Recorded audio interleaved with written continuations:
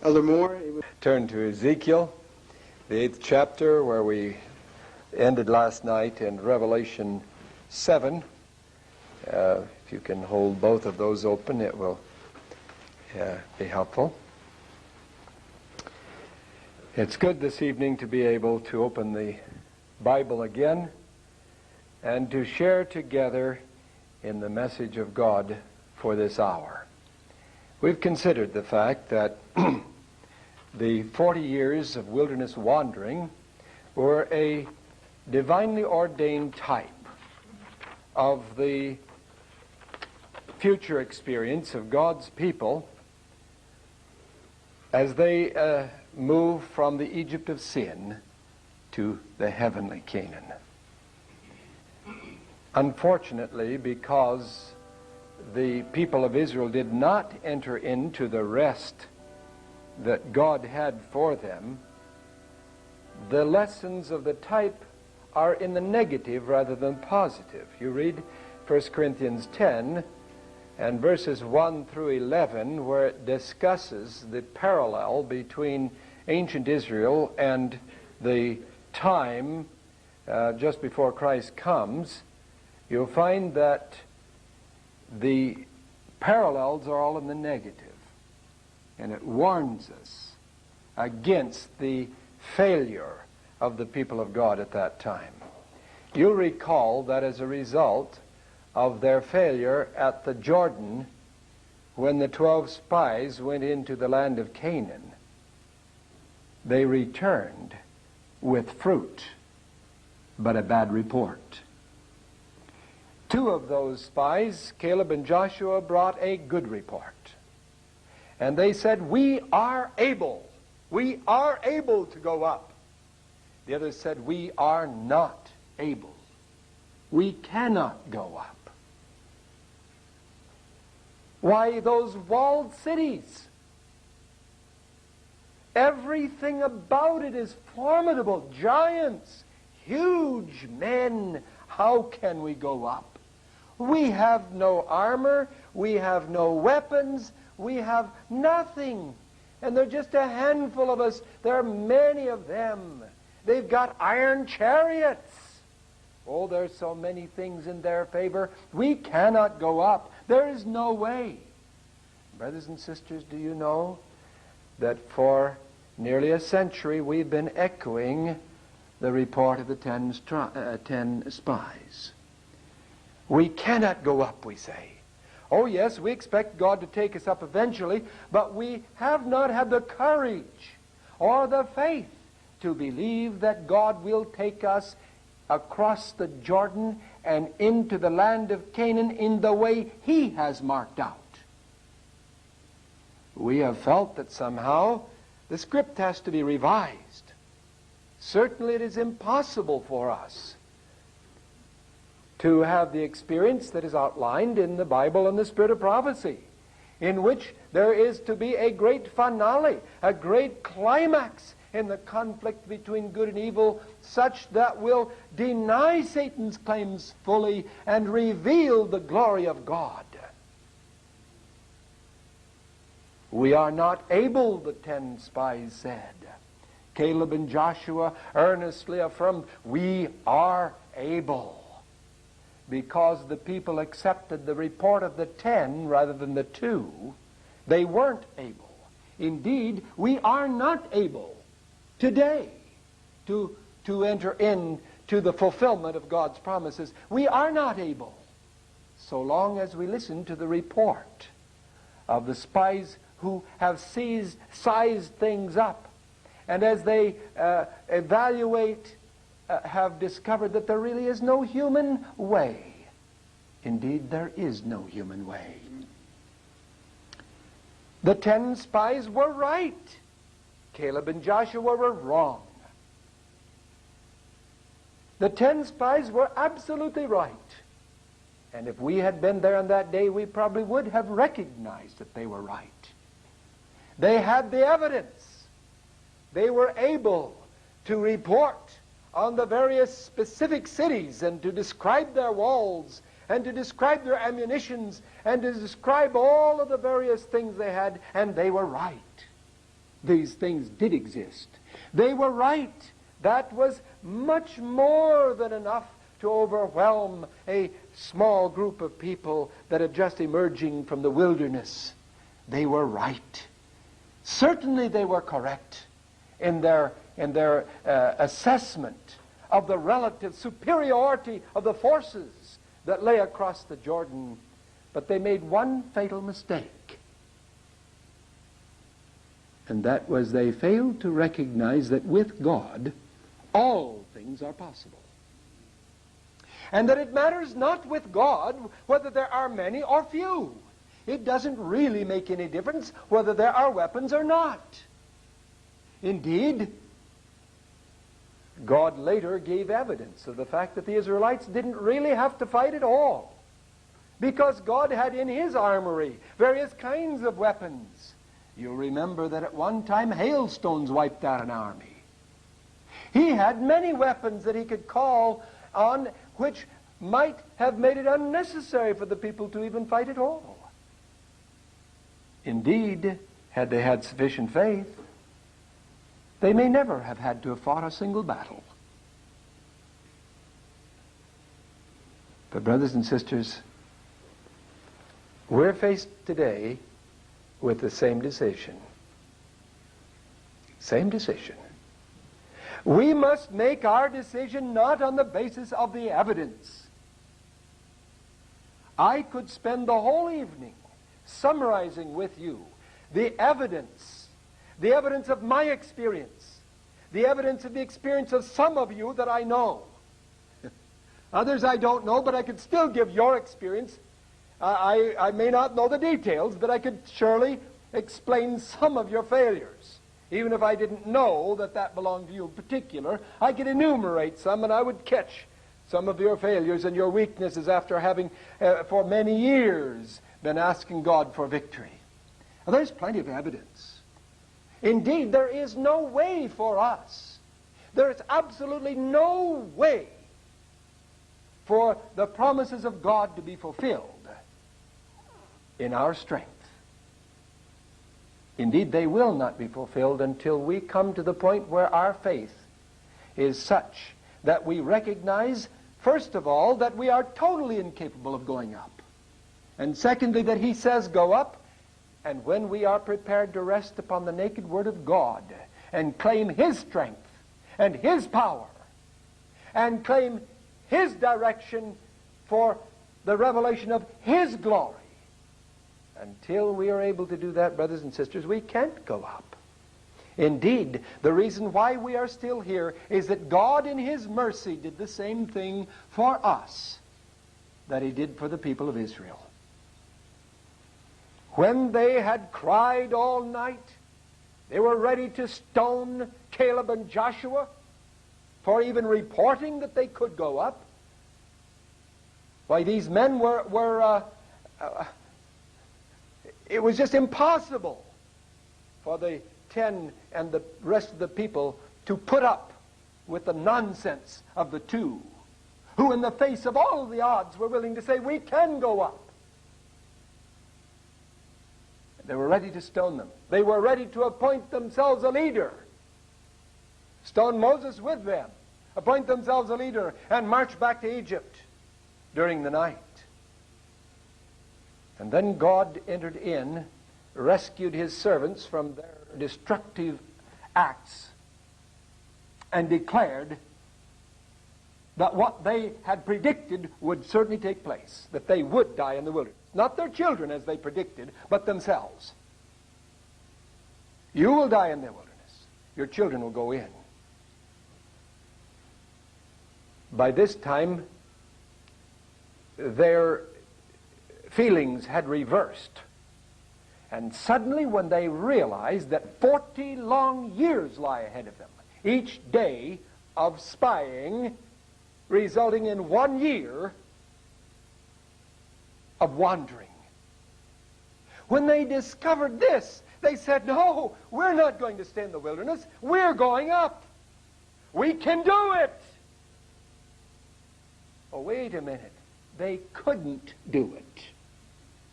Could they? They were right the first time. under the system they chose, the system of human reason and human power, they were right the first time. But when God now said, you're going to stay in the wilderness, you'll die, and your bones will bleach on the desert sands. Now they said, oh, if we're going to die in the wilderness, we might as well die fighting. Let's go up. Maybe we can do it.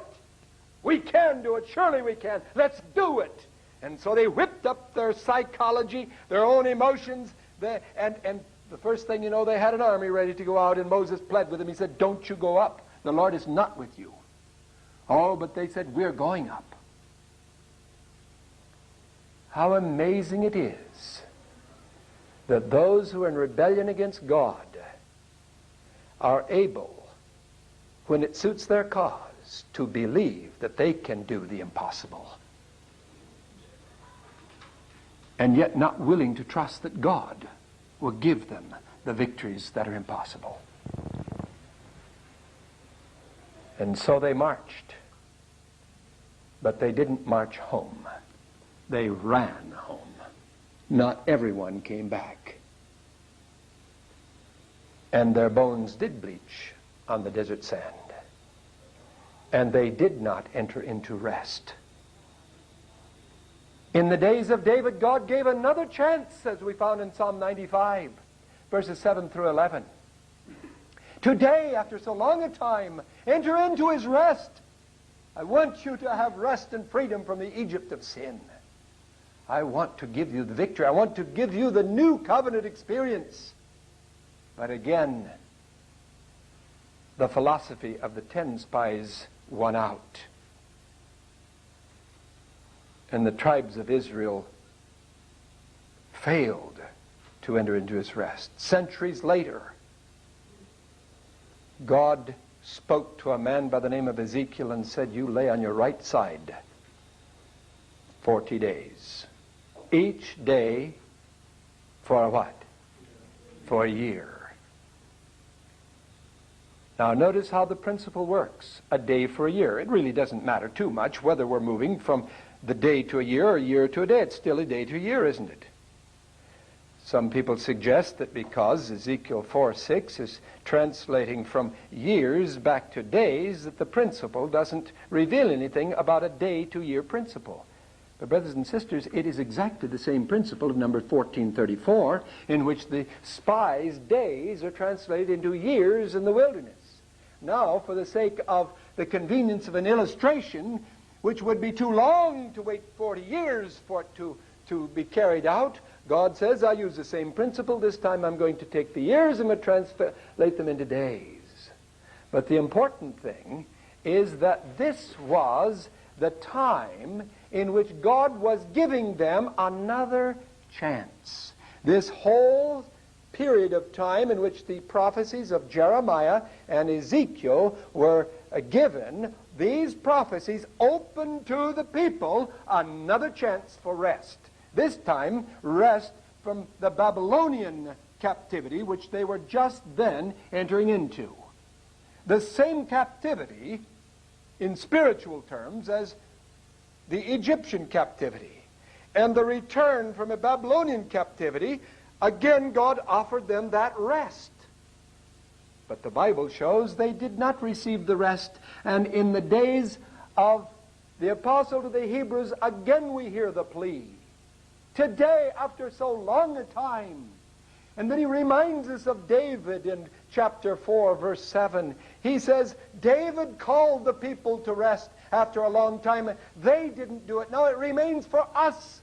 Are we willing to enter into the rest? But brothers and sisters, the impossible did not take place then, because the philosophy of the 10 spies still prevailed, at least for the great majority. And so their bones bleached in the great desert of sin, which is described in the Bible, particularly in the wilderness experience, which Daniel and Revelation portray as lasting a period of 1260 what? 60 days. But you said years. How do you see, brothers and sisters, the wilderness experience of the 1260 years is another period of wilderness wandering which is parallel to the 40. And the 40 years, God used the day-for-year principle. And it's natural for him to use the day-for-year principle when it comes to the 1260 years of wandering in the wilderness. What is so interesting to my mind is that the day-year principle was returned to Israel in force by Ezekiel in 2 different sessions of lying on his side, his left side for 390 days, each day for a year, and 40 days, each day for a year, just at the very time God was preparing to give those great prophecies to Daniel, which would project to the very end of time. It's an interesting thing how God confirms his word in very interesting ways. Ezekiel and Daniel were contemporaries. Ezekiel wrote first. Ezekiel marked out God's purpose for honoring the year-day principle, and Daniel applied it to 2 different major prophecies leading from the period of time, the general period of time in which he was living, in one case, clear down to the end of time, and the other, some distance this side of Christ, almost that far. Well, God has a wonderful plan. And my security rests not only in his assurance, I know the thoughts that I think toward you. Thoughts of peace and not of evil. His assurance that all the trials and tribulations that I enter into, and even his judgment of me and his judgments in my behalf, are all intended to purify. This is encouraging. But brothers and sisters, in our day and age, it's also encouraging to know that we have not followed cunningly devised fables, and that there is strong evidence in Scripture for the year-day principle, and that God himself designed that the challenge of this hour be met in numerous ways, including the fact that God placed Ezekiel there to call attention to the year-day principle in unequivocal terms, so that we who live today might be able to see that these 2 prophets living at the same time were operating under the same principle. Now this evening we're going to do something which I trust will be encouraging and interesting to you. And I've asked my sister Miriam, who's been teaching in the nursing school here at Angwin since her return from Africa, I think it was 1965. I've asked her to help me by putting some things on the board. We're going to have 3 columns. The first column will be Daniel 7 and 8. The second column, Daniel 10 and 12. The third column, Revelation 10 and 11. Now, while she sets this up, I'll just comment that there are going to be 2 different times in which I'm going to throw in something from Ezekiel on that first column. She'll use a different color, so it'll be evident that that one is from Ezekiel. She'll also write Ezekiel in there. But while she's doing this, I want to call attention to the chapter 8 and 9 of Ezekiel, which will not be on the board, but I want them to be in your mind, and they will form the setting for these 3 columns. And so let us look back to Ezekiel, the 8th chapter, and we will note there that Ezekiel is experiencing what he calls the visions of what? The visions of God. And in the visions of God, he sees God as a flaming fire, and he sees those cherubim, and he sees the wheels within the wheels. It is a very impressive sight. Indeed, he sees the throne of God itself. And then God takes Ezekiel on a trip. God chooses to conduct an investigative judgment in his sanctuary. And he chooses to take Ezekiel with him. We won't dwell much on this, but I think it's of significance that the investigative judgment that God conducted was for the sake of Ezekiel and the people of Israel. Not for his own sake, that he could discover what he didn't know, but so that he could reveal to Ezekiel and through Ezekiel to the people of Israel what he knew.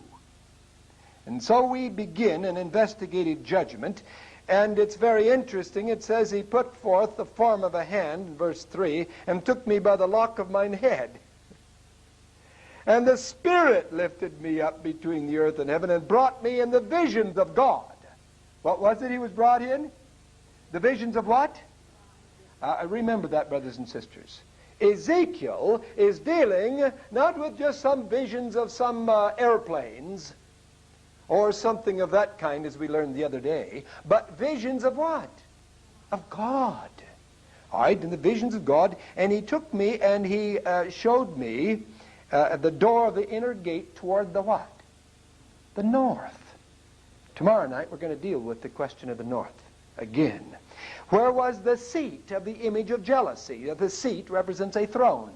Now in Ezekiel, God repeatedly shows Ezekiel his throne. And now we find in his sanctuary something that he is very jealous about. A seat of jealousy. A seat of the image of jealousy. Someone else has aspired to take his place within his sanctuary. No wonder God is going to do a work of judgment, because there are some very serious problems developing within his own sanctuary. And then later on he keeps saying, I'm going to show you, Ezekiel, greater abominations than this. Now, note that God knows in each case, before he gets to the next step, what he's going to find, doesn't he? And he announces it ahead of time. He says, Son of man, I'm going to show you greater abominations than these, verse 6. That the house of Israel committeth here, that I should go far off from my what? From my sanctuary. Indeed, it is so bad, he says, that it's just about to force me to leave and go far off. And he did go far off, and the sanctuary was destroyed as a result. He says, again, in that same verse, you see greater abominations. Over and over again in that chapter, he says that. And then when we get through, after having noted that the people are worshiping Tammuz, which is a symbol of Nimrod, the builder of the Tower of Babel, and is a symbol of Babylon worship. And then he finds the people worshiping the sun, and with their backs to the sanctuary, discrediting the very purpose of the sanctuary, and doing that which God said never do. Don't you worship the sun. After all of these things, then verse 18 of the chapter 8 says, Therefore I also will deal in fury. Mine eyes shall not spare, neither will I have pity, and though they cry in mine ears with a loud voice, yet will I not hear them. Now this sounds like a very harsh statement, but I would remind you that in Ezekiel itself, God pleads with them a number of times. He says, turn ye, why will you die, house of Israel? I have no pleasure in the death of the wicked. Which means that his decision is based upon their requirement. Their refusal to listen to him forces him not to listen to them. There is no basis upon which he can listen to them if they are not willing to look to his substitute and his designed method and plan of saving them, Jesus Christ himself. And then chapter 9 says, He cried also in mine ears with a loud voice, saying, Cause them that have charge over the city to draw near. What city is it? The city of Babylon? What city is it? Oh, it's the city of Jerusalem. I want you to notice that the investigative judgment, brothers and sisters, in Ezekiel's day was not an investigation of the sins of Babylon. It was an investigation of the sins of whom? Of the Jewish people. According to Scripture, and the great and wonderful gift that God has given us for these last days, the investigative judgment in the last days is not an investigation of the sins of the non-professors, but of those who claim to believe. So it's in Jerusalem. And then it says, the 6 men came from the way of the higher gate which lieth toward the north, and every man a slaughter weapon in his hand, and one man among them was clothed with what? Listen, I want you to listen to that. He was clothed with what? Linen. And a writer's inkhorn was in his hand. And what was he doing with that inkhorn? What was he doing? Oh, putting a mark where? In the foreheads. What does the forehead symbolize? God over and over again told Ezekiel that he was a type. And by the way, we have no hesitancy to use Ezekiel as a type for several reasons. Number one, it's locked in a number of ways. And secondly, God repeatedly told Ezekiel that he himself was a type. And even what he was doing, you remember? He was to set up some battering rams and so forth. Everything he did was a type. All right? And we're going to discover tonight, we've already discovered last night, many parallels between the type in Ezekiel and Revelation. We're going to find out tonight there's a tremendous parallel between Ezekiel, Daniel, and Revelation. So the writer's inkhorn, and he was to place a mark on the foreheads of those that do what? That sigh and that criticize the way the brethren do things. Is that what it says?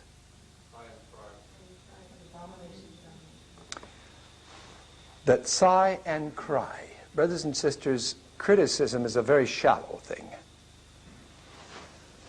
It's superficial. It doesn't touch the real problem.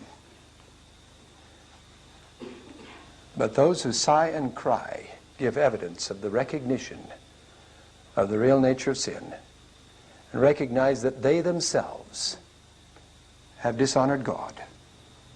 And when they see the abominations in the city of Jerusalem and in the church, they're led to recognize that those very things that they see in the church are but a reflection of their own disposition. And not only does the church defile the name of God, but as individuals, that name is defiled. Only when we learn to sigh and cry with a deep, earnest mourning over our own sins, as well as the sins within the church, which exist because we are in the church,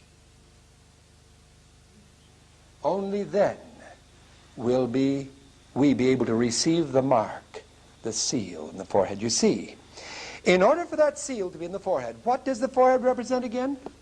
The mind. What is it that is sealed in the forehead? According to Revelation, we go to chapter 7 of Revelation, it gives the same picture. And it says that there is something printed in the foreheads. And it shows how many that receive it. 144,000. Again, it's in the forehead. You go to chapter 14, verse 1, and it states very clearly what is printed in the forehead. What is it? What is it?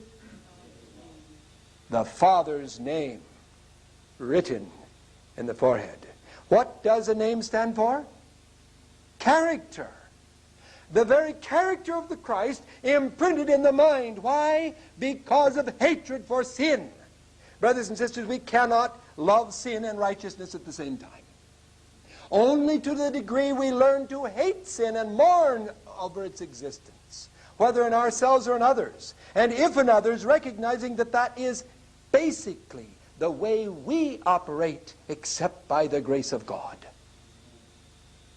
Only when we learn to abhor sin will the character of God be restored to mankind and placed in our foreheads. As a man thinketh in his heart, so is he.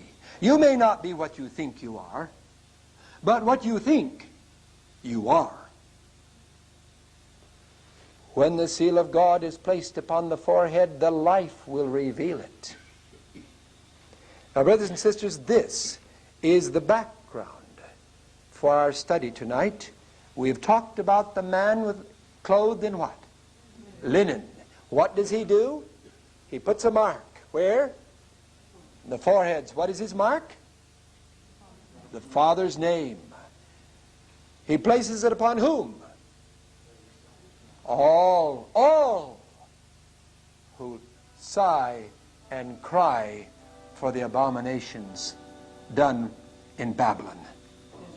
Oh, yes. Somebody says Israel? Oh, yes. But their sighing and crying is over the sins in Jerusalem, not in Babylon. Brothers and sisters, it's enough for us to be sad about what happens in Babylon. But Babylon does not claim to represent the true God as Jerusalem does. It is the sins of Jerusalem that profane God's sanctuary. Now, we'll find out tomorrow night that involves Babylon too, because many who are professed citizens of Jerusalem are actually citizens of what? Of Babylon. So there is an involvement there. But the tragedy, brothers and sisters, is not what the world does. Terrible as it is, the crimes we've had in the small city where I live in Farmington, there have been several murders just recently. A lady who was, for years, the one who handled the money order. What is it? What do you call it when you send money to somebody? No, not a money order. That's in the post office. What? Yeah, Western Union. Yeah, she had Western Union for years. And just the other day, she stepped out of her little curio shop where she handled the Western Union thing. And when she came back, there was a man in her shop who came out and shot her and killed her. But that same week, there were 2 or 3 murders right there in that same town. All kinds of things that are happening all over. But brothers and sisters, as terrible as this is, that is not the subject, the real subject that should call forth our sighing and crying. Surely we shouldn't be happy about that. But that is outside. But the tragedy is what comes inside. That church, particularly that church called by God to represent the character of Christ. Upon that body of people who claim to have the judgment hour message, indeed have been commissioned with it. But that judgment hour message, brothers and sisters, is a message which is designed to reveal the character of God. I am grateful that God foresaw the problems that would exist. They did not catch him off guard. And though we must sigh and cry, we do not need to lose our confidence. Even the very condition that causes us to sigh and cry has been spelled out clearly by the great God of heaven. Now, my sister's getting a little anxious to do some more writing. She's gone as far as she can until we move on here. So we're going to move on now. We're going to go to Daniel, the 10th chapter, and the 5th and 6th verses. And I hope you have your Bibles. If you don't, you're going to miss a significant part of the impact of this study. Daniel, the 10th chapter, and verses 5 and 6. Then I lifted up mine eyes and looked, and behold, a certain man clothed in what? Clothed what? In linen, whose loins were girded with fine gold of Uphaz. His body also was like the beryl, and his face as the appearance of lightning, and his eyes as lamps of fire, and his arms and his feet like a color of polished brass, and the voice of his words like the voice of a multitude. Do you know there are several different words in here that actually come directly from Ezekiel. Now remember that Daniel had the book of Ezekiel, undoubtedly had read it through many times. And there's no question but what Daniel chose from the book of Ezekiel. Symbols that would make it possible for him to relate the great vision for God. Indeed, I say Daniel chose. I'm talking about his expression of it. The vision that Daniel was given called for it, but Daniel's very expressions in many cases are an echo directly from Ezekiel. A man clothed in what? Linen. The beryl. The fire. There are a number of things. You go back to Ezekiel and you compare these and you find out that there's significant parallel. And notice the fire there, which has been a very central element in the book of Ezekiel right from the very first chapter. Well, so we find this, and then chapter 10 of Revelation. We're going to have to move back and forth here a bit. But chapter 10 of Revelation. And we're going to read from verse 1. And I saw another angel come down from heaven, clothed with a cloud, and a rainbow was upon his head, and his face was as it were the sun, and his feet as pillars of what? Fire. Do you see the comparison between the man clothed in linen in Ezekiel, and the man clothed in linen in Daniel, and this angel in Revelation? Well, let's go back for a moment to Ezekiel and note one further thing, and then we're going to give thought to Daniel again. But in Ezekiel, in chapter 10,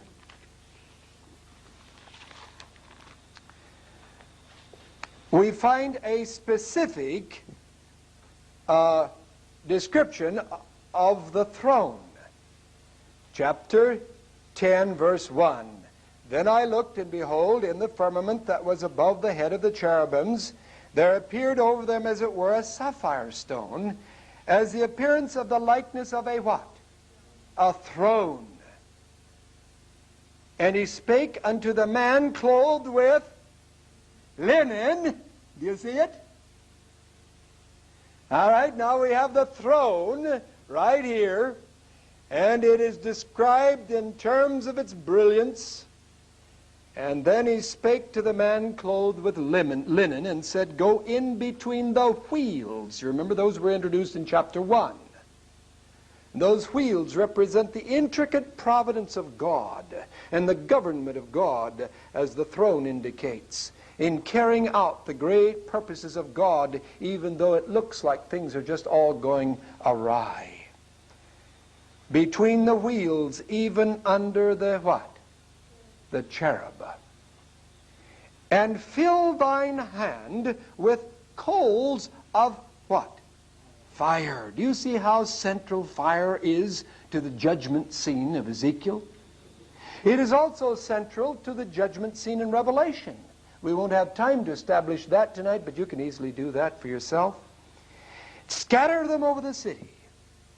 And then verse 4 says, then the glory of the Lord went up from the cherub, and stood over the threshold of the house, and the house was filled with a cloud, and the court was full of the brightness of the Lord. And then it speaks about the voice of God Almighty when he speaketh. Now remember, that's what it says over here about the voice of God Almighty. The parallels are so tremendous.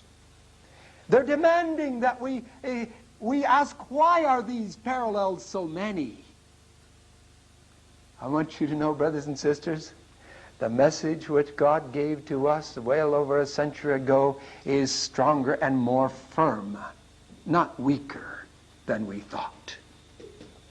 And God is calling for us to study our Bibles. There are many, many ways of establishing truth, and God has specifically chosen to place many, many paths to an understanding of His truth, so that in times of confusion and difficulty, there would be something that would help the various kinds of minds, and together these would tend to confirm the truth as nothing else could. The voice of God Almighty. The glory of the Lord. What is the purpose of this vision? To reveal the glory of the Lord. What is the glory of the Lord? It is the character of the Lord. All right, what is the sealing intended to do in chapter 8 then? You put a mark upon the foreheads of them that sigh and that cry. We get to Revelation and we find drawn directly from Ezekiel the picture of the sealing in the foreheads, and we're told that it is a sealing of the Father's name or character, which is the glory of God. Now, brothers and sisters, the tragic thing is that God, in the investigative judgment with Israel, had to slay the great majority because they did not look and live. He says, turn ye, for why will you die? You don't have to die. Jeremiah pled with the people. He said, you don't even have to go into Babylon. If you'll just surrender to the king of Babylon, because he is your king now, you've chosen him. Even if you turn back to God, you still must learn what it means to serve under the God you already chose. You can be faithful to God, but you must realize that as you sow, so shall you also reap. And when they failed, then finally he says, all right, too late now for you to stay in Jerusalem. No way. You surrender and go into Babylon. But no, they wouldn't do it. The vast majority of God's people were destroyed in the investigative judgment scene. That is the scene in which God judged his people and gave a picture to Jeremiah and a picture to Ezekiel so that they could portray it before the people and help them to examine their own hearts and for them to understand the defilement of the sanctuary and the need for its cleansing by a restoration of the character of God in their lives.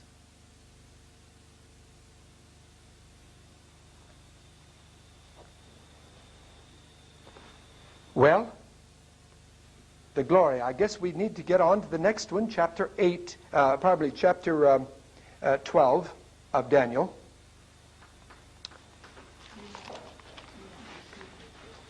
Not until it comes. It doesn't matter.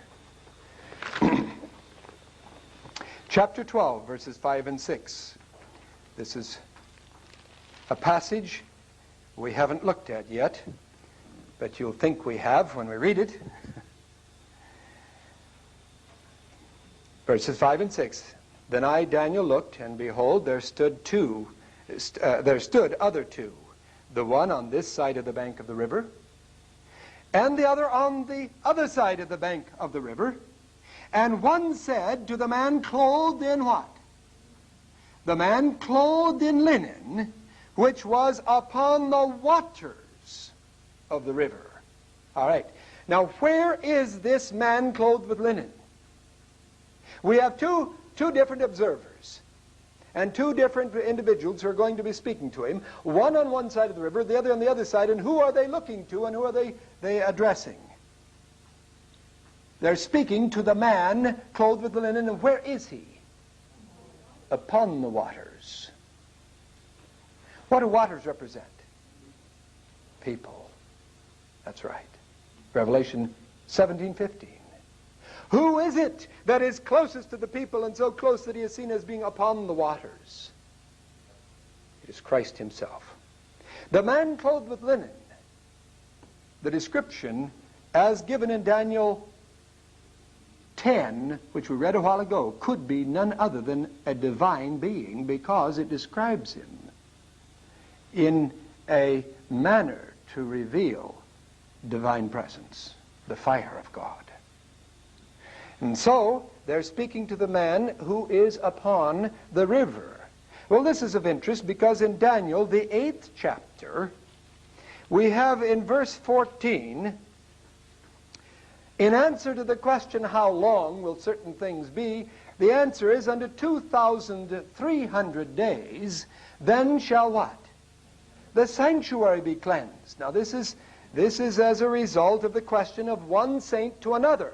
Now, I want you to notice in chapter 12, we find two saints, one on one side of the river, one on the other side, and they are addressing a third being who is upon the waters.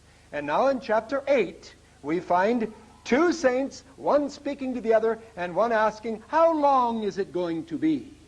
I want you to notice, brothers and sisters, that God has a lot of interesting ways of helping us to know that he is picking up the same theme, and that he wants us to go back to the previous theme. By parallels of various kinds, God tells us what he wants us to learn from this. All right? Now, here are two beings. One is asking a question of the other, and an answer comes. Unto 2,300 days, and then what? Shall the sanctuary be cleansed? And it came to pass, when even I, Daniel, had seen what? The vision.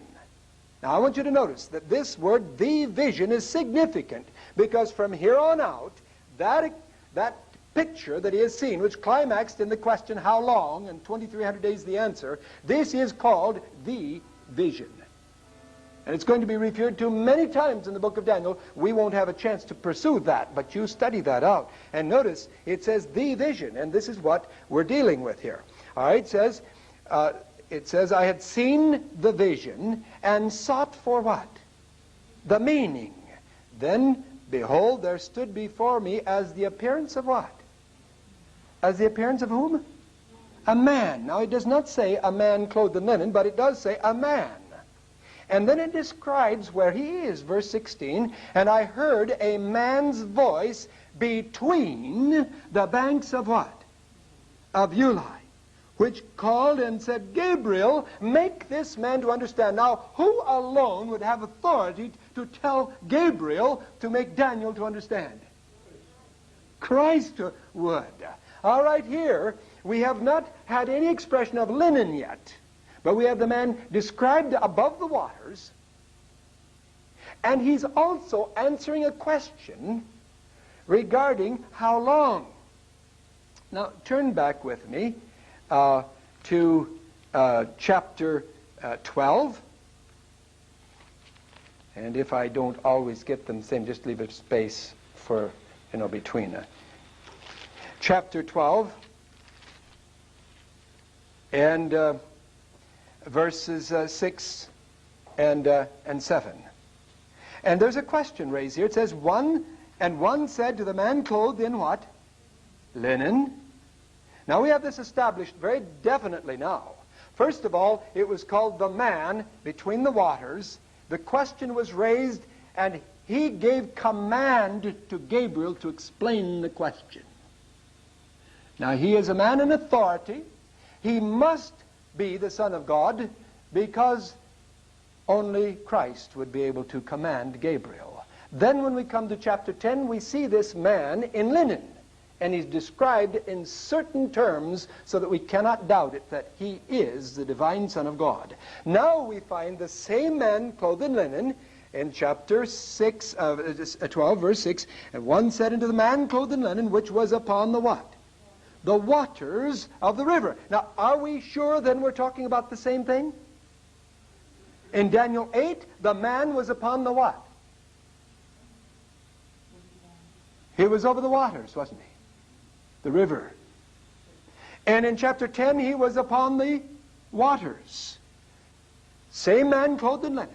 Now we find that man clothed in linen again upon the waters. Now, there's no question about it. The God of heaven has so ordained that the symbols would lock in together so that we wouldn't have to be asking, is this a new vision or is this something else? No. It's the same basic vision we're still dealing with.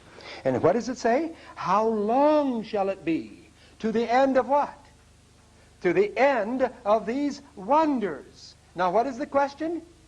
How long? Well, take a look at chapter 8 and we see that we're dealing with that same vision, because there it says in verse 13, then I heard one saint speaking to another saint, and another saint said unto that certain saint which spake, how long shall be the what? The vision. What vision?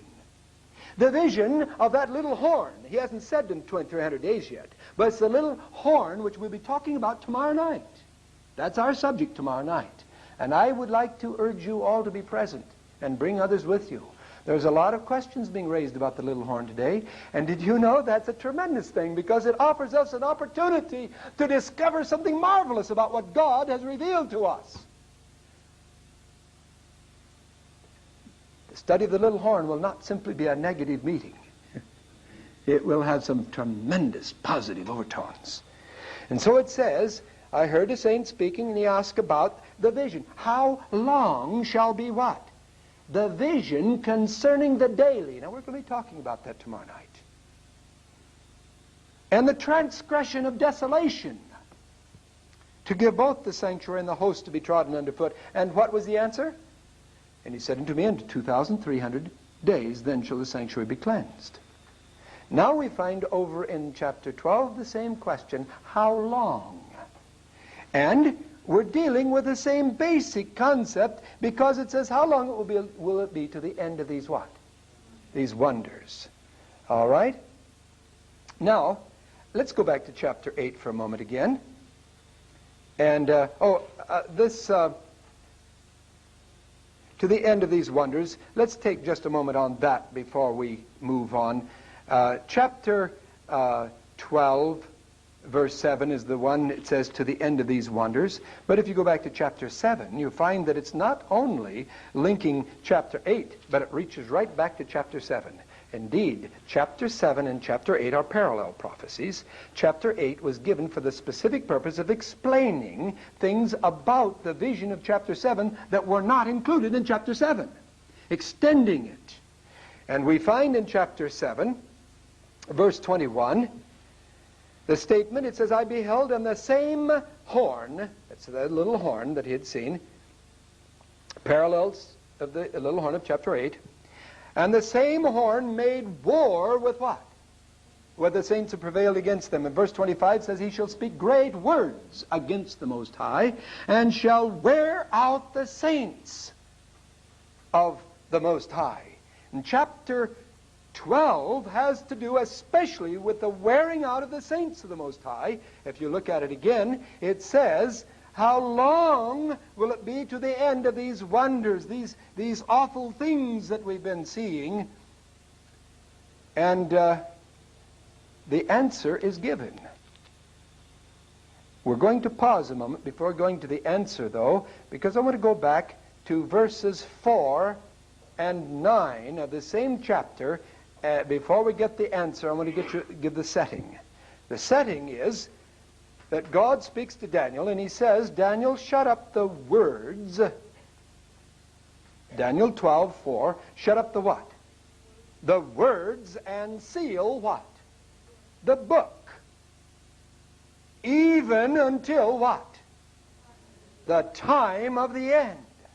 Now in chapter 12, verse 4, gives a command. I want you, Daniel, to shut up the words and seal the book, even until the time of the end.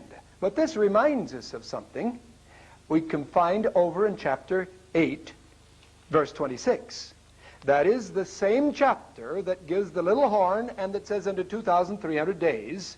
And then Gabriel is commissioned by the man upon the waters of Ulai. He is commissioned to explain the vision, and in his explanation, instead of getting directly to what it actually means, he first establishes what it applies to. And he says in verse 17, understand, O Son of Man, for at the time of the end shall be the vision. Before explaining it, he says, you can't even understand what I'm talking about if you don't understand a very vital point, and that is that the vision does not relate to your day, Daniel. There are some who say that the prophecy in Daniel 8 must be considered to be intended by God to be understood by the contemporaries and be fulfilled at that time. That's not true. Before Gabriel can explain what it is, he has to first explain where it applies to. Not your own time, Daniel, but way down in the end of time. And then it was so important that in verse 19 he repeats, he says, behold, I will make you to know. Now he's ready to explain it. But before he explains the thing, he repeats it twice. I want you to know, and I will make you to know, what shall be at the last end of what? Indignation. Now, what does indignation mean? Wrath. How I wish we had time to show the linkage between this and the last half of the book of Revelation, which is full of judgment prophecies of the wrath of God being poured out, his final wrath. And so it refers not only to the end of time, but shows that it links with that time when God's final wrath is poured out. For at the time appointed, what? The end shall be. And then look down to verse 26. And the vision of the evening and the morning is true.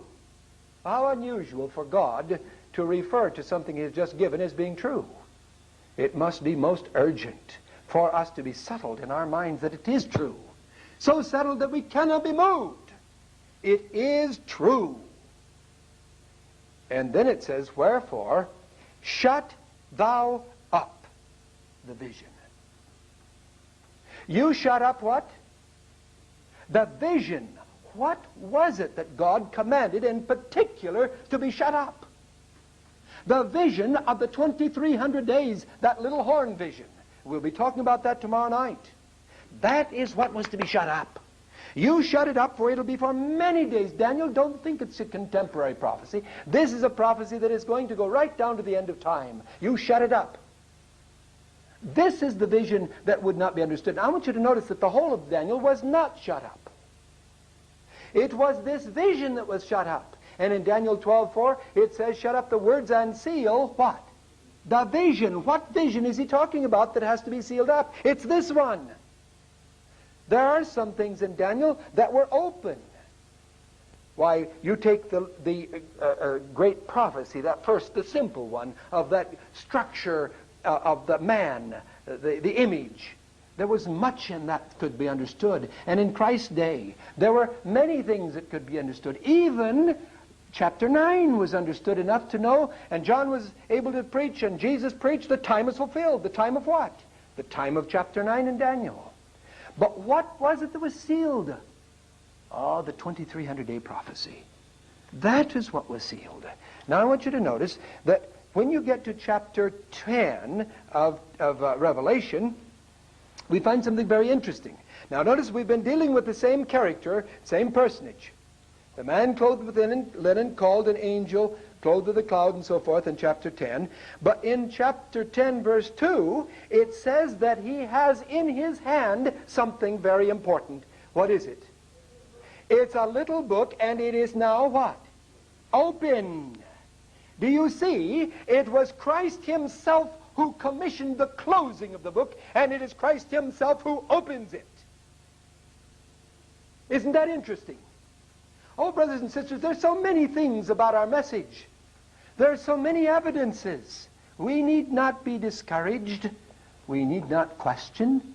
It is certainly good for us to study and to make sure we understand. And so the question was, how long? We've already touched on that. How long will he wear out the saints? How long will he scatter the people? The power of the people? I think we read that in chapter 12, verse 7, didn't we? Maybe we didn't read verse 7. Let's take a look at Daniel 12:7. I guess we just got to verse 6. Anyway, the question, how long, in verse 6, in chapter 7, at the close of it, it says, how long will it be when, and I'm picking up at the end, and when he shall have accomplished to what? Scatter the power of what? Of the holy people. Now, what single word can we use for holy people? Saints. That's right. Isn't that what saints means? Saints means holy people. All right, now chapter 7, verse 25 says he will wear out what? The saints of the Most High. How long does chapter 7 say he's going to be wearing them out? And they shall be given into his hand. We're talking about chapter 7, verse 25. And they shall be given into his hand into what? Time and times and what? And dividing of time. All right, what does chapter 12 say? Verse 7. You see, the question how long is posed in chapter 8. But chapter 12 shows that chapter 7 and 8 have to be brought together because it pulls them into itself. as though they're a unit. From chapter 8, it echoes the question, how long? And from chapter 7, it brings the time element, how long? It answers it under a time and times and half a time. Now that is from Daniel 7:25, but here we find it in chapter 12, verse 7. But notice, also linked with it is the wearing out of the saints. Because in chapter 12, verse 7, it says, time, times, and a half a time. And when he shall have accomplished, okay, at the close of that time, time, and a half a time. Do you get that? When he shall have accomplished to scatter the power of the what? Of the saints. Called saints in 7:25, could have been translated saints here. He shall wear out the saints of the Most High for how long? Time, times, and a half a time. And what does it say here? Times, times, and a half. And when he shall have accomplished, or when this is finished, when the time, times, and a half a time is over, finished to accomplish to scatter the power of the holy people, all these things shall be what? Finished. Oh yes. Then the focus is put upon the close of the time, time, and a half a time, that something now, at that point, is going to be finished. To be able to recognize some of the minor keys, let's go quickly to 7 again, and notice that there is a left hand and a right hand. Now, it's very simple and not too significant in itself, but it's interesting to see how there are parallels. Over in chapter 10, we find in verse 2, this angel puts his left foot upon what? The earth, and his right foot upon the sea. All right? Now, it's true that we're dealing with feet here and not hands, but we're going to see something very interesting in a moment, because the angel puts his left foot upon the earth and his right foot upon the sea. What does this symbolize? With this angel representing Christ, with one foot upon the earth and one on the sea, what does that symbolize? Absolutely total world coverage, right? Worldwide. Now, in Daniel, though, it says in chapter 12, verse 7, I heard the man clothed with linen. Who are we talking about? The man clothed with linen, which was upon the what? The waters. These are all signals that have come through, linking it clear back with Ezekiel, and on over into Revelation. When he held up his right hand and his left hand unto what? Heaven, he did what? He sware. Now, who did he swear by? He sware by him that liveth forever and ever. Now, this may seem to be not too significant, but when you get over to chapter 10 in Revelation, you suddenly discover that we're faced the same thing again. And so let's take a look at chapter 10, verse 2. And he had in his hand a little book open. Now God said to Daniel, you close it until the time of the end. And now we suddenly see the book open. What can we know? With all these parallels, we can know that this is a picture of what happens at the close of that period, when Christ, who commanded the book to be closed, now himself opens it.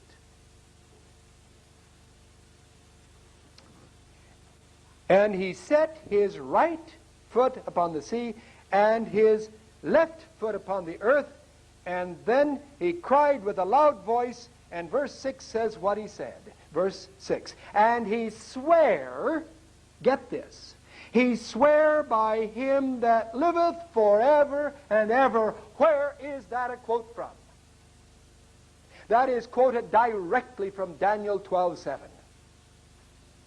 Directly. Word for word. He sware by him that liveth forever and ever, that what? That there should be time no longer. What time is no longer to be? Oh, the great prophetic time clock of God has now come to the close. However, there are other translations who put this, there shall be no more delay. Indeed, the majority, if not all, of the modern ones do, there shall be no more delay. That also has the same significance, doesn't it? Because the question was raised in Daniel, how long? Chapter 8. How long? And what is the answer? Unto 2,300 days. Then the question again was, how long? And the answer, 1,260 years must first elapse, and that will be the end of time, and then the book will be opened. Do you see the point?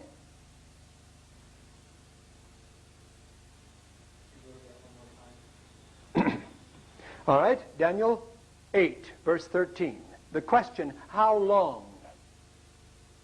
The answer comes in verse 14, into 2,300 days. Then shall the sanctuary be cleansed.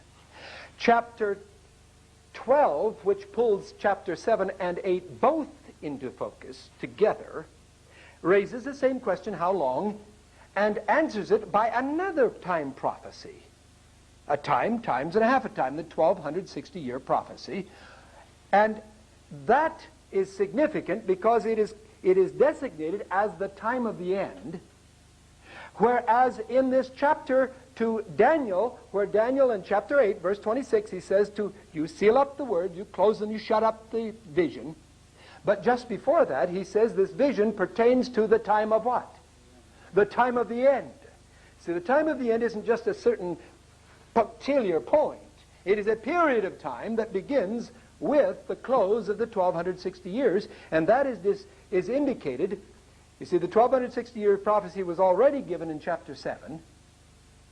And in chapter 12, where we give this verse 7, several verses in there, which pulls several pieces directly from chapter 7 and others from chapter 8, the same question, how long, is answered not until after the 1,260-year period is completed. And when he will have done what? He says when he will have completed to, I think was the word completed? Let's see here. When he shall have accomplished to scatter. See, he's just said the time, times and a half time. When he shall have accomplished the scattering over that wilderness period. All right? Then it says this how long is answered in this way. It will begin then. Now, notice it says the time of the end right here in chapter 12. But in chapter 8, when Gabriel is told to explain to Daniel, he begins by saying, Daniel, it isn't going to be right away. This relates to what? The time of the end. Twice he mentions that. And then he says, for many days you seal it up. And now, when he declares that it will be sealed until the time of the end in chapter 12, verse 4, you see, he specifically says the time of the end. That's right. We don't have time to deal with the prophetic element of the 1260 years, but it relates from about 533 to 38 to 1793 to 1798. Now notice, it was with an oath that God proclaimed the book would be opened at the close of the 1260 years and at the end of time. It was with an oath on the part of whom? The angel, the man clothed in linen, Christ himself. It is with an oath that that same being, Christ, opens the book at the time of the end. Do you see the picture, brothers and sisters? You look in chapter 10, verse 6 of Revelation, and you find the same divine oath. Indeed, it makes certain that we understand it's the same because in the man clothed in linen swears by him that liveth forever and ever when he closes the book. And when he declares it will be closed for 1260 years. When the book is opened, the oath is also to him that liveth what? Swear by him that liveth forever and ever. No question, brothers and sisters. God has locked these things in so that we need not be tossed to and fro by every wind of doctrine. Now, take a look at We've already had the time of the end. You can put those down there, Miriam. Take a look at chapter 11 in Revelation. Now, we have noticed that the time, times, and a half a time. And then in chapter 10, verse 6, the time no longer a delay. At the close of the 1260 years, there'll be no more delay now. These prophecies will be open. And then we look again, and we find in chapter 11, verses 2 and 3, a reference to the time, times, and a half a time. It's interesting, brothers and sisters. Do you know that there are two references to the time, time, and a half a time in Daniel, both of them relating to the little horn and both of them having to do with the close of a period which will open on the judgment against the little horn. In Revelation, it is given 5 times. The first 2 of those 5 times is in conjunction with this angel that stands with the book open. Oh, brothers and sisters, this can be no accident. And the interesting thing is it gives them in different symbols so as to confirm the fact that the time, times, and a half a time did indeed represent 1260 days or prophetic years. And so what we find in chapter 11, verse 2, it says there, at the close of that, they shall tread under foot 42 months. Now this is the holy city that's going to be tread underfoot. This is the little horn treading him underfoot, by the way. It doesn't call it little horn here, but that's what it is. The little horn power. 42 months. How many is 42 months? Multiply 42 months times 30 days, you have 1260 days or years. Then take a look at the next verse to make sure that we understand that God's symbols, what God's symbols are. The very next verse says, and I will give power unto my 2 witnesses, and they shall prophesy how long? 1,260 days. All right? Twice in Daniel, time, times, and a half a time. When we come to the same period in Revelation in the same context exactly, it says 42 months. And then to make sure we understand, it says 1,260 days. But it still hasn't said time, times, and a half a time. Is it possible that maybe it's not the same? Oh, brothers and sisters, no possibility. Look at chapter 12, verse 14. In verse 12, we won't have time to discuss it all, but this is a continued explanation of the same theme. Verse 14, and to the woman were given 2 great wings as of a great eagle. 2 wings as of a great eagle, that she might fly into what? The wilderness. You see, it's the wilderness period we're talking about. That she might fly into the wilderness, into her place where she is nourished for what? Time, times, half a time. Now, listen. We can lock this in now completely, because if you go back to verse 6, it says 42 months. And so in Revelation 11 and 12, we have 42 months, 1260 years, 42 months, and time, time, and a half time, every single time talking about the same period of time and the same power. Now, can there be any question but what this is an interpretation of Daniel 7, 8, and 12? I don't think so.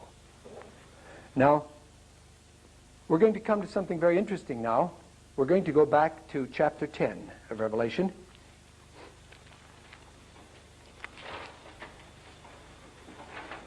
And verse 8 says, and the voice I heard from heaven, this is from that angel, spake unto me again and said, go take the little book which is open. Pardon me, it's the voice from heaven regarding the angel. Go take the little book which is open in what? In the hand of the angel, which standeth upon the sea and upon the earth. All right, now this angel has a little book. Now, John the Revelator is commanded to go over there and take that book. And then what is he asked to do? Verse 9 says, I went unto the angel and said unto him, give me the little book. And he said, take it and eat it up. Who gives him this command? Jesus himself.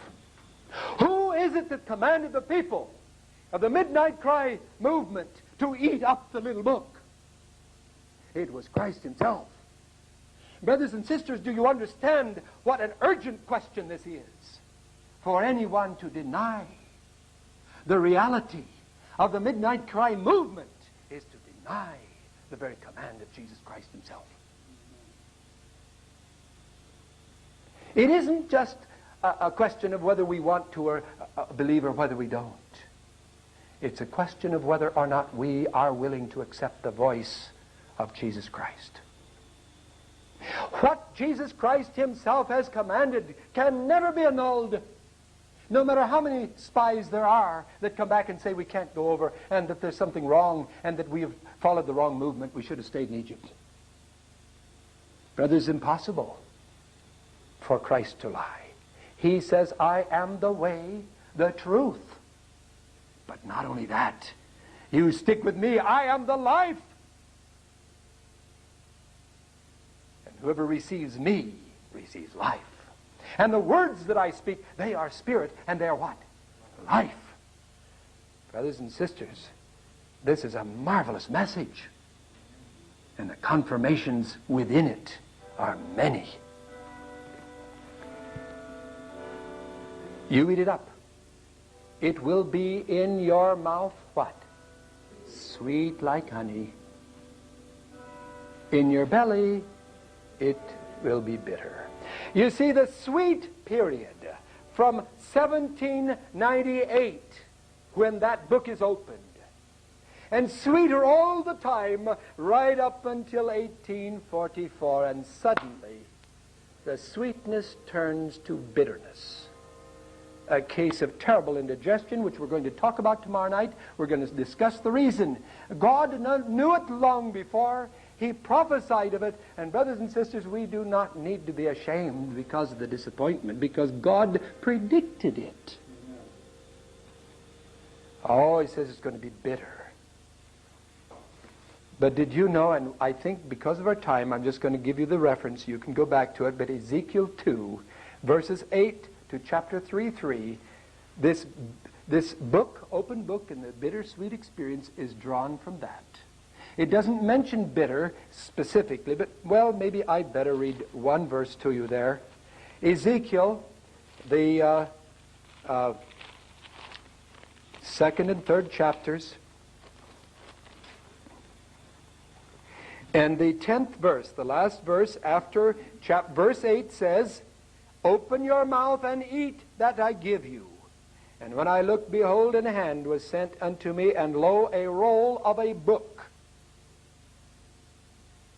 was therein. And he spread it before me, and it was written within and without, and there was written therein lamentations, mourning, and what? Woe. Isn't that bitter? Lamentations, mourning, and woe. That certainly is bitter. And then it says, verse 3, And he said unto me, Son of man, cause thy belly to eat, and fill thy bowels with this roll that I give you. Then did I eat it, and it was in my mouth sweet, as honey for sweetness. Where did the symbol from Revelation come from? Directly from Ezekiel. And Ezekiel is dealing with judgment. Lamentations, mourning, woe, bitterness. But in the mouth is how? Sweet like honey. And then we look back at Revelation 10. The last verse after the bitterness, it says, you're going to have to prophesy again. Verse 11. He said to me, Thou must prophesy again before what? Many peoples and nations and tongues and kings. All right, now, he didn't say you must prophesy. He said you must prophesy again. What does that prove about the little book that was open? It proves that it was a book of prophecy. There would be no sense in saying you prophesy again if he hadn't prophesied already. Indeed, it was this prophecy that had brought the great disappointment, which we're going to discuss tomorrow night. And then he says, There was given unto me a reed like unto a rod. And the angel stood saying, I wish there was no chapter break here, by the way, because the movement of thought moves right on. And there was given to me a reed like unto a rod, and the angel stood saying, Rise and measure what? The temple of God, and the altar, and them that worship therein. Oh, measure. What does it mean to measure something? To evaluate, to examine, to judge. Oh, brothers and sisters, this is a very strong evidence that when the great disappointment took place, God wanted them to shift their eyes to the sanctuary, the temple of God in heaven, and to recognize that this point of bitterness would mark the beginnings of an investigation of the sanctuary. It would also an investigative judgment, both involving the sanctuary and the believers. Because it says, and those that worship therein. Notice, who is to be examined? Not just the sanctuary, but them that what? Worship there. And also the altar. Oh, brothers and sisters, the altar is so important. It represents the cross of Christ. We need to re-examine the cross. We must know what the cross means. If we do not restudy the nature of the cross, then we will fall under the delusions of a false cross, with a false Christ and a false message, which brings false hope and exposure to the wrath of God.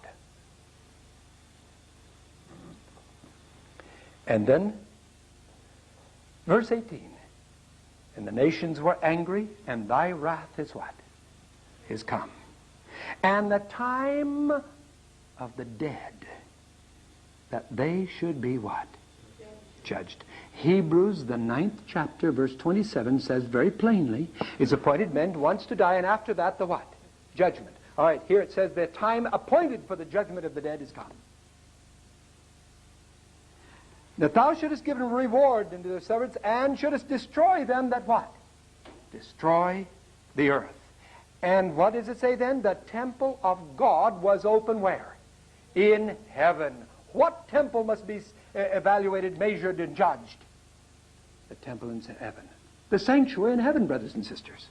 And what does he see? Oh, does he see the candlesticks and the altar of incense? No. And there was seen the ark of his testament. What room are we looking into? The most holy place. And it says there in verse 15, and the seventh angel sounded, and there were great voices in heaven saying, the kingdoms of this world are become the kingdoms of our Lord and of his Christ, and he shall reign forever and ever. Oh, brothers and sisters, what a wonderful, wonderful picture. But where is this drawn from? Well, from Daniel, of course. From Daniel. It was Daniel that gave us the picture, chapter 7. I tell you, it's a thrilling thing to see how God interlocks his prophecies. Chapter 7 and verse 9. I beheld till thrones were cast, and the Ancient of Days did what? Sit. Whose garment was white as snow, and the hair of his head like pure wool, and his throne, which we saw in Ezekiel in connection with that man clothed in linen, you remember that? And his throne, it says, was like a fiery flame. That's what Ezekiel pictured it as. And his wheels, oh, where did the wheels come from? Why, brothers and sisters, isn't that wonderful? Those wheels are from Ezekiel's vision. When God gave Daniel his vision, do you see what God did? He gave him the same visualization, and Ezekiel and Daniel had been reading Ezekiel's prophets just the same as Ezekiel had been reading Daniel's life. And said, though Noah, Daniel, and Job were in the land, yet they couldn't save but themselves. Ezekiel read Daniel's life before he wrote his prophecies, but Daniel was reading Ezekiel's voice of God, the visions of God, and chose, in describing his visions of God, to use the very language of Ezekiel. What? Which verses? Let's see, what are we? Chapter 7, verse 9. wheels like burning fire. Now verse 10, a fiery stream issued and came forth from before him. Thousands ministered into him, and 10,000 times 10,000 stood before him. And the judgment was what? Do you see, we're looking into the most holy place where the throne room is. And the judgment was set. And the books were what? Were opened. Oh, brothers and sisters, there's no confusion here. We find a message from God. A message of a sanctuary that's enduring a period of judgment. A period of time in which God's own people are being investigated as well as the sanctuary. A period of time in which the great high priest, however, is there to plead the case of everyone who chooses to believe that we can go in. Of those who are willing to accept his word rather than man's denial of his word. And so we find then in verse 10, the books were open. In verses 13 and 14, I saw in the night vision, and behold, one like the Son of Man. Here's a key. One like the Son of Man came with the clouds of heaven, and came to the Ancient of Days, and they brought him near before him. And then what happened? And there was given unto him dominion and glory, and a kingdom, and all nations and languages shall serve him, and his dominion shall be an everlasting dominion, and which shall not pass away, and his kingdom shall not be destroyed. And this is what is being quoted in Revelation 11, verse 15, and onward. My brothers and sisters, I just want to say tonight that verse 26 of chapter 7 is a verse I want to be able to claim. But the judgment shall sit, and they shall take away his dominion. What does his refer to? The little horn, which is sponsored by Satan. Take away his dominion to consume and to destroy it unto the end. I want to claim that, brothers and sisters. God says he's going to take away Satan's dominion, and I believe it. In order for him to place that mark upon my heart and upon my mind, he must remove Satan's dominion first from my life. And the declaration is here that during the judgment, God is going to do that. He's going to take away his power. He's going to reduce that enemy to helplessness. And through his own power, through his own glory, through his own presence, he is going to reveal before the world what the character of God is really like. The visions of God. Oh, do you see? God not only gave Ezekiel visions, but he plans to give the world visions through the lives of those who receive the seal upon the forehead. Take away his... Oh, listen how final this is. Take away his vision and destroy it unto the end. And the kingdom and the dominion and the greatness of the kingdom unto the whole heaven shall be given to the people of the saints of the Most High. As we close tonight, I want to leave with you this thought. The kingdom is yours. No, not the little horn kingdom. That is going to be destroyed to the end. But the kingdom that Jesus came to win back is ours. We can claim it today, if we're willing to claim victory over the little horn. And very soon Jesus will come back again. True, the brightness of his glory will slay all who have given allegiance to the little horn, who have not recognized that the prison doors are open and they can go free. May God help us tonight to go free. We are able. We can do it. Oh, no, of course we can't. The ten spies, their words are still correct, and they'll always be right. There's no way to do it. But he can do it. But he chooses to do it only in and through those who believe it. The just shall live by faith. Shall we bow our heads? Heavenly Father, thank you so much for your many blessings. As we come to the close of this message, we want to thank you for your wonderful goodness. We thank you for Ezekiel's picture, which is used as a springboard in Daniel and Revelation to provide an intricate net of prophecies which make it certain that our feet have been planted in the pathway of life. Lord, teach us how to look to the man clothed in linen and to receive his mark. In the name of Jesus, amen.